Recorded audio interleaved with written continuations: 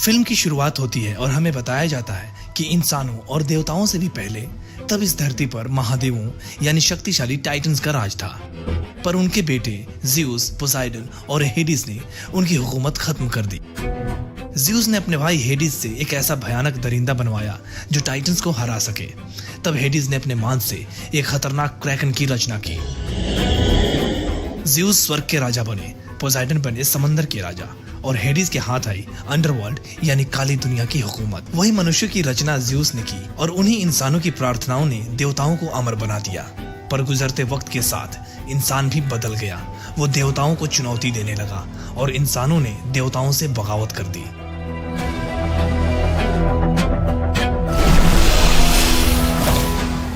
उसी दौर में जन्म हुआ एक बच्चे का, एक लड़का जो सब कुछ बदलने वाला था। अगले सीन में हम एक ताबूत को समंदर में देखते हैं जिसे एक मछुआरा जिसका नाम स्पाइरस था उसे पकड़ता है और जब वो ताबूत को खोलता है तो उसमें एक औरत और एक नवजात बच्चा मिलता है। औरत की मौत हो चुकी थी पर वो बच्चा अभी भी जिंदा था। उन्होंने उसका नाम पर्सियस रखा। उन्होंने पर्सियस को अपने सगे बच्चे की तरह पाला। वहीं पर्सियस को भी पता था कि स्पाइरस उसके सगे पिता नहीं है, पर फिर भी वो स्पाइरस को अपने पिता से भी ज्यादा मानता था। वही वो अपने परिवार के साथ बहुत खुश था। इसके बाद कहानी 13 साल बाद की दिखाई जाती है जहां पर्सियस अपने पिता के साथ ही मछुआरों का काम करता है। पर समय अब काफी बदल चुका था। अब इन्हें मछलियां भी नहीं मिल रही थी जिससे इनकी रोजी रोटी पर भी काफी असर पड़ रहा था और इसकी वजह स्पाइरस देवताओं को मानता था क्योंकि उसे लगता था कि हम मनुष्यों ने देवताओं को नाराज किया है और अब देवता इन बातों का बदला ले रहे हैं। वो देवताओं से काफी नाखुश था और वो भी कहता था कि किसी ना किसी को अब उनके खिलाफ खड़ा होना ही पड़ेगा। वहीं अगले दिन वो मछली पकड़ने के लिए एर्गोस की सीमा में चले जाते हैं जहां ज़्यूस की बहुत बड़ी प्रतिमा होती है और जब वो ध्यान से देखते हैं तो वहां बहुत सारे एर्गोस के सिपाही होते हैं जिन्हें एर्गोस के राजा सेपियस ने आदेश दिया होता है कि ज़्यूस की मूर्ति गिरा दी जाए। वो सिपाही मूर्ति को गिरा देते हैं पर तभी समुद्र से कई सारी फ्यूरीज निकलते हैं। ग्रीक पौराणिक कथाओं के अनुसार प्रतिशोध की 3 देवियों को फ्यूरीज के नाम से जाना जाता है। ये हेडिस और रानी पेर्सेफोन की बेटियां हैं, पर इस मूवी में इन्हें चमगादड़ों की तरह दिखाया गया है जो हेडिस के सिपाहियों की तरह है। ये फ्यूरीज बड़े ही बेरहमी से सारे सिपाहियों को मार देती हैं और तभी वहां हेडिस आ जाता है और पर्सियस की नाव को नष्ट कर देता है जिससे नाव समंदर की गहराइयों में डूबने लगता है और पर्सियस अपने परिवार को बचाने की बहुत कोशिश करता है पर बचा नहीं पाता। वो तैरकर खुद को बचा लेता है पर अपने परिवार की मौत से वो बहुत ही ज्यादा दुखी हो जाता है। उधर माउंट ऑफ ओलंपस में जिसे देवताओं का घर कहा जाता है, ज़्यूस मनुष्यों की ऐसी हरकतों से काफी दुखी और क्रोधित थे। वहीं हेडिस भी उन्हें भड़काता है और कहता है कि उन्हें आपने बनाया एक मकसद से ताकि उनकी प्रार्थनाएं हमें अमर बना देंगी, तो मैं अब चाहता हूं कि आप उनसे मुझे निपटने दो।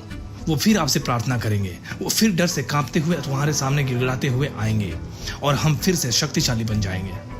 वहीं ज़्यूस हेडिस की बातों में आ जाते हैं और हाँ कह देते हैं।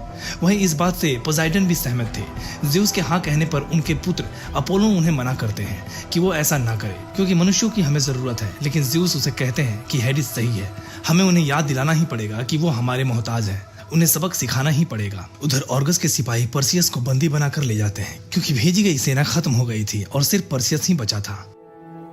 वो लोग उसे राजा सेपियस के पास ले जाते हैं। वही राजा सेपियस बहुत खुश था और वो अपनी जनता को बताता है कि आज की शाम हमारे सिपाहियों के नाम जिन्होंने ज़्यूस के मुंह पर थप्पड़ मारा है, मंदिरें जलाई जा रही हैं, मूर्तियां गिराई जा रही हैं, देवता हमारी प्रार्थनाओं के लिए तरस रहे हैं और आज शाम सूरज हम इंसानों के लिए नहीं बल्कि आज देवताओं का सूरज डूबेगा।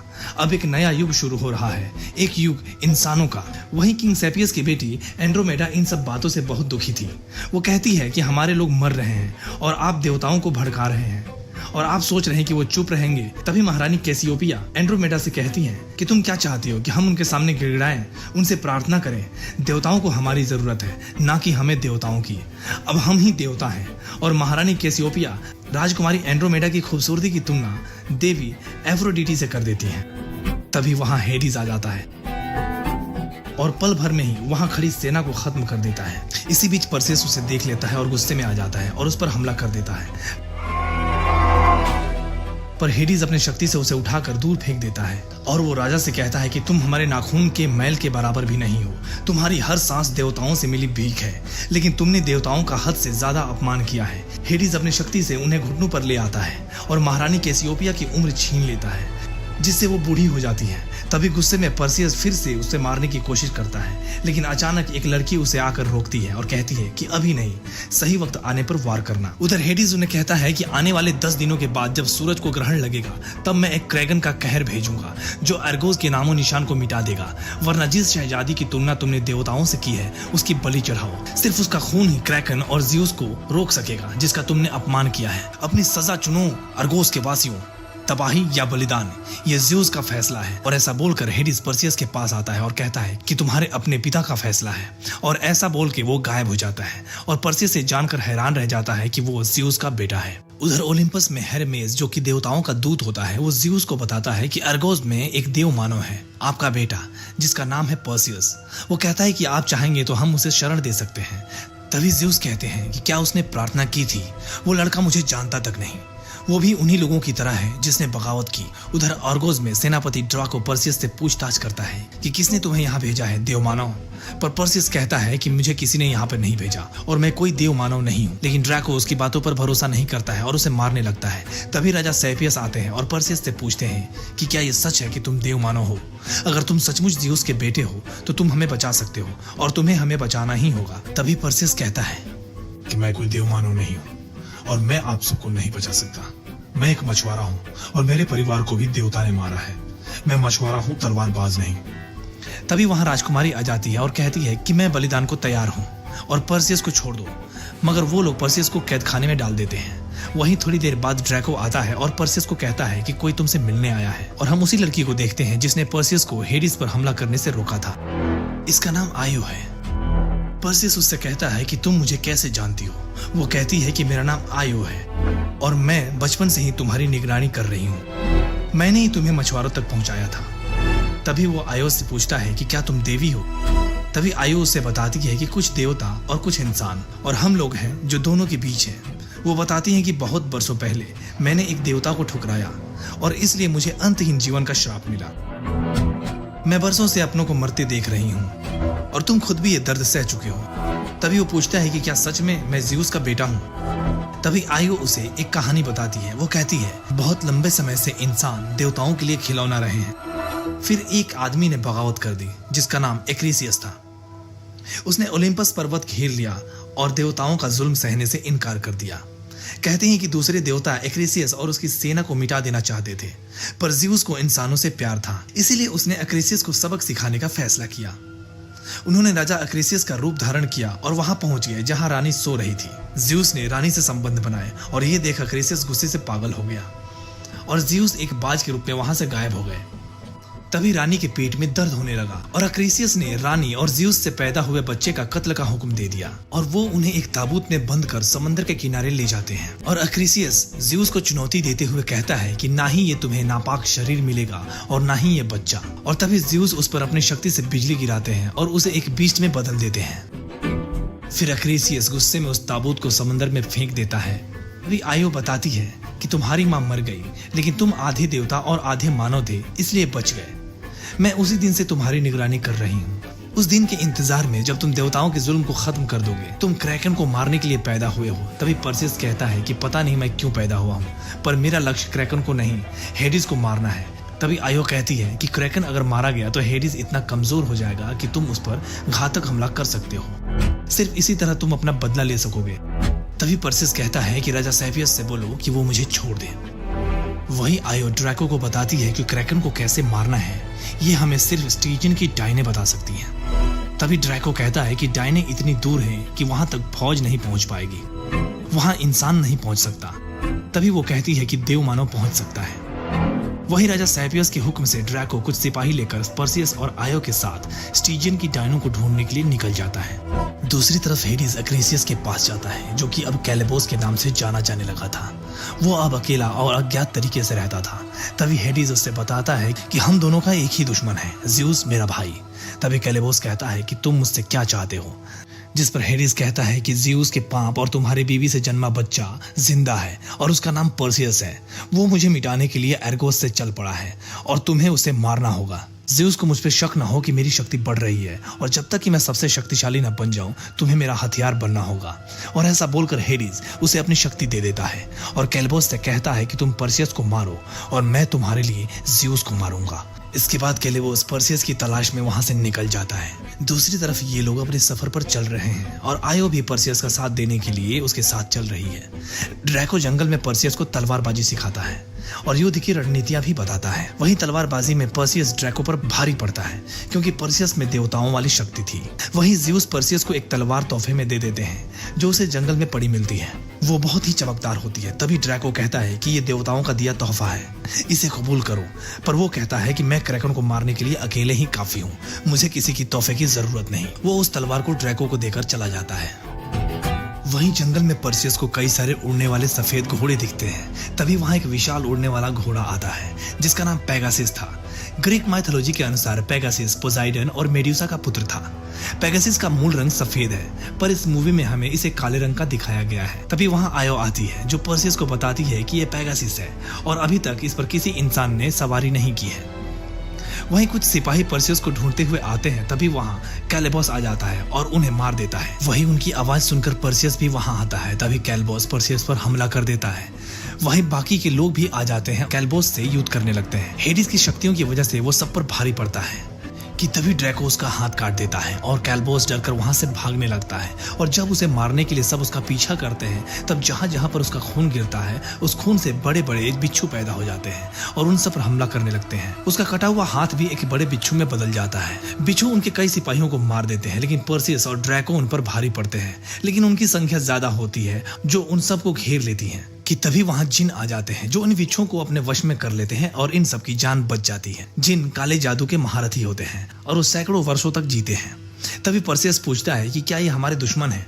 तभी ड्रैको कहता है कि यही समझो। तभी पर्सियस कहता है कि ये दोस्त हैं, दुश्मन नहीं। मगर वहीं अचानक से पर्सियस के हाथों में जहां कैलेबोस ने काटा था अचानक से उस पर विष फैलने लगता है और वो घायल होकर जमीन पर गिर जाता है।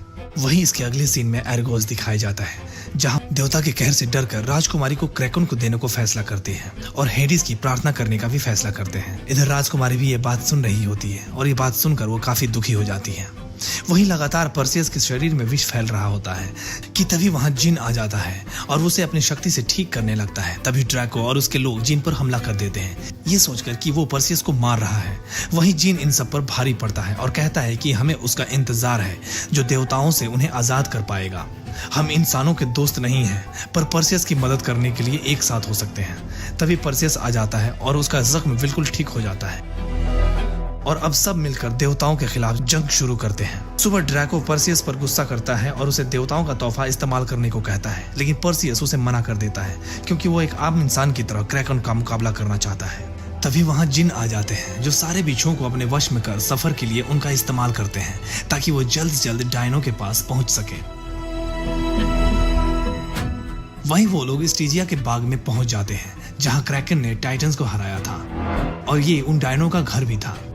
वो लोग उन डायनो से मिलते हैं जहां पर्सियस उनसे क्रैकन को मारने का सवाल पूछता है लेकिन वो डायने उन पर हमला करने लगती हैं। तभी पर्सियस उनकी आंखों को खाई में फेंकने लगता है क्योंकि वो तीनों डायने एक ही आंख से देखती थी और वो किसी का भी भूत, वर्तमान और भविष्य बता सकती थी। वो डायने बताती हैं कि एक ही तरीका है पर तुम्हारे लिए नामुमकिन है। द गॉर्गन मेड्यूसा, उसको देखते ही हर जानदार चीज पत्थर की बन जाती है और उसका कैद खाना स्टाइक्स नदी के पार है, काली दुनिया के किनारे। पर तभी ड्रैको कहता है कि मेड्यूसा को काबू में करना नामुमकिन है।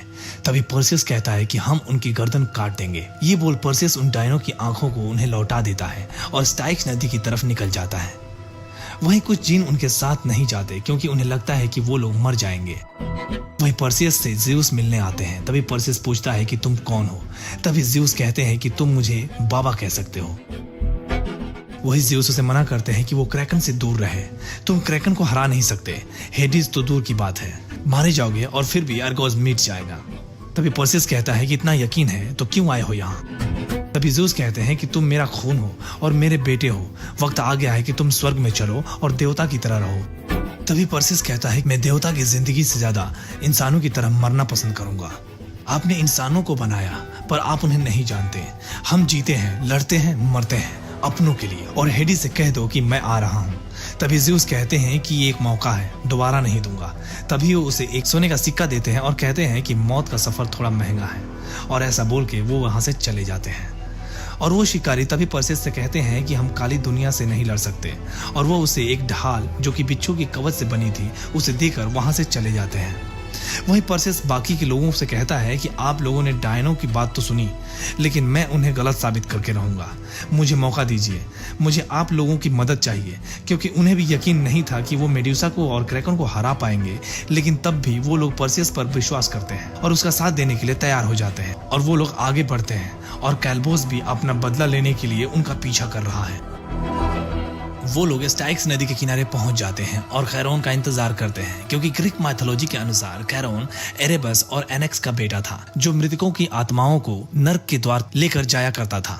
तभी जिन परसियस से उनको सोने का सिक्का देने के लिए कहते हैं, उस सिक्के को नदी में फेंकता है। खैरोन आता है और उन्हें अथीना के टेम्पल में लेकर जाता है, जहाँ मेड्यूसा रहा करती है। तभी एक सिपाही होता है जो पूछता है कि हमें लड़ना किससे है, क्या वो भी एक बीस्ट है। तभी आयो बताती है कि मेड्यूसा बहुत सुंदर थी, जिस पर पोसाइडन का दिल आ गया था। मेड्यूसा भागकर अथीना के टेम्पल गई थी कि वो उनकी रक्षा करेगी, पर ऐसा नहीं हुआ। पोसाइडन ने उसकी इज्जत लूट ली। मेड्यूसा देवी से मदद मांगती रही, पर देवी ने सिर्फ घृणा के अलावा कुछ नहीं दिया, और शाप दे दिया कि कोई भी मेड्यूसा के पास न जाए। उसके बदले उसके सामने कोई भी जानदार चीज जो उसे नजर मिलाएगा वो पत्थर का हो जाएगा। लेकिन आयो कहती है कि मैं अंदर नहीं जा सकती, क्योंकि शाप देते समय अथीना ने मेड्यूसा को इतनी राहत दी कि वो किसी औरत का नुकसान न पहुंचा सके। मंदिर में सिर्फ आदमी ही जा सकते हैं, हालांकि आज तक कोई लौटकर नहीं आया। वहीं वो लोग अथीना के मंदिर पहुंच मेड्यूसा को ढूंढने लगते हैं कि तभी मेड्यूसा तीर से उन पर हमला कर देती है और बारी बारी से कुछ सिपाहियों को पत्थर का बना देती है। सिर्फ ड्रैको, जीन और परसियस ही बचते हैं, और वो रणनीति बनाकर मेड्यूसा पर हमला करते हैं। जैसे ही मेड्यूसा परसियस पर हमला करती है, दूसरी ओर से जीन उस पर हमला कर देता है और मेड्यूसा उसे पकड़कर पत्थर की बनाने की कोशिश करती है। मगर जिन की जादू की वजह से वो मेड्यूसा की आंखों में देखने के बावजूद भी पत्थर का नहीं बनता। मगर तभी जिन खुद को विस्फोट कर खुद को खत्म कर देता है, जिसकी वजह से थोड़े पल के लिए मेड्यूसा कमजोर हो जाती है, और इसी दौरान ड्रैको भी उस पर हमला करता है। पर मेड्यूसा ड्रैको की आंखों में देखकर उसे पत्थर का बनाकर उसे तोड़ देती है, और उसी वक्त परसियस अपने ढाल के प्रतिबिंब में उसकी छवि देखकर उस पर अचूक वार करता है, जिससे उसका सिर धड़ से अलग हो जाता है, और यहाँ मेड्यूसा का अंत हो जाता है। वहीं परसियस अकेला मेड्यूसा के सिर को लेकर के टेम्पल से बाहर आता है। वहीं आयो उसे देखकर खुश होती है कि तभी पीछे से कैल्बोस आयो पर हमला कर देता है और उसे मार डालता है।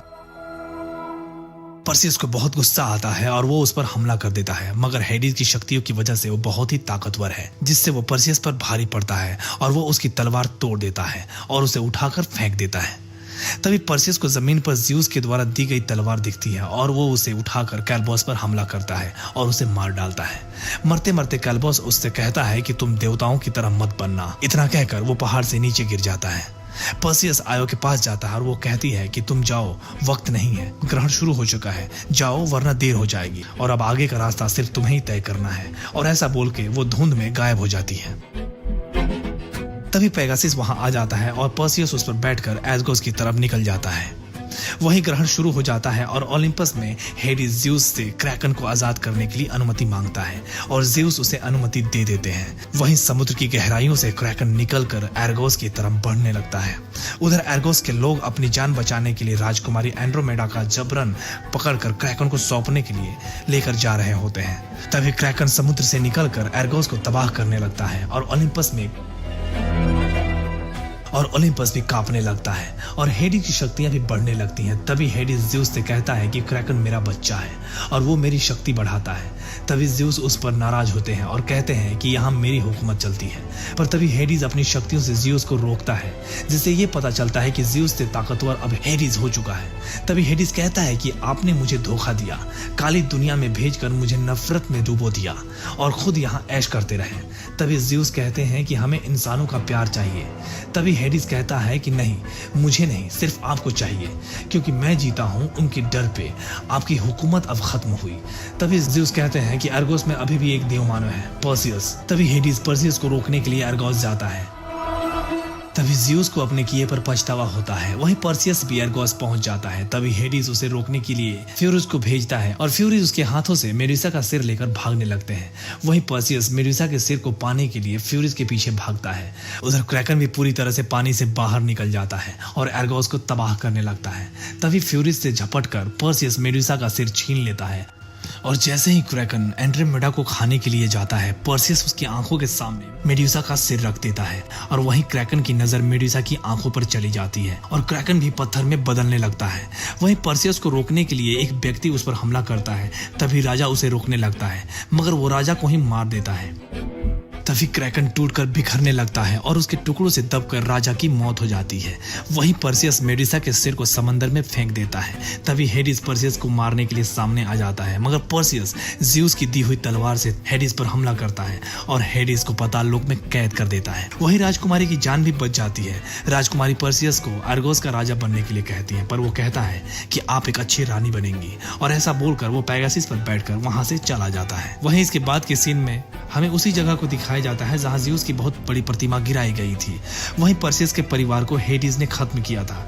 पर्सियस वहां पर उन्हें याद कर रहा होता है। तभी ज़्यूस वहां आते हैं और कहते हैं, ओलिम्पस तुम्हारे एहसान का कर्जदार है और मैं भी। तभी पर्सियस कहता है कि हेडिस बच गया, मैंने उन्हें वापस काली दुनिया में भेज दिया। तभी ज़्यूस कहते हैं कि वो मौके के इंतजार में है कि कब इंसान कमजोर हो और वो उनकी कमजोरी से शक्तिशाली बने, क्योंकि हेडिस को मौका देना इंसानों के हाथ में है और वो हमेशा से था। लेकिन अब दुनिया जानती है कि एक आदमी है जो उसे रोक सकता है। ज़्यूस उससे कहते हैं कि तुम भले देवता ना बनना चाहो, पर तुम्हारे कारनामों के कारण लोग तुम्हें पूजेंगे पर्सियस। वो कहते हैं कि अगर तुम इंसान ही बनकर जीना चाहते हो तो मैं तुम्हें अकेला नहीं रखूंगा, क्योंकि आखिर तुम ज़्यूस के बेटे हो।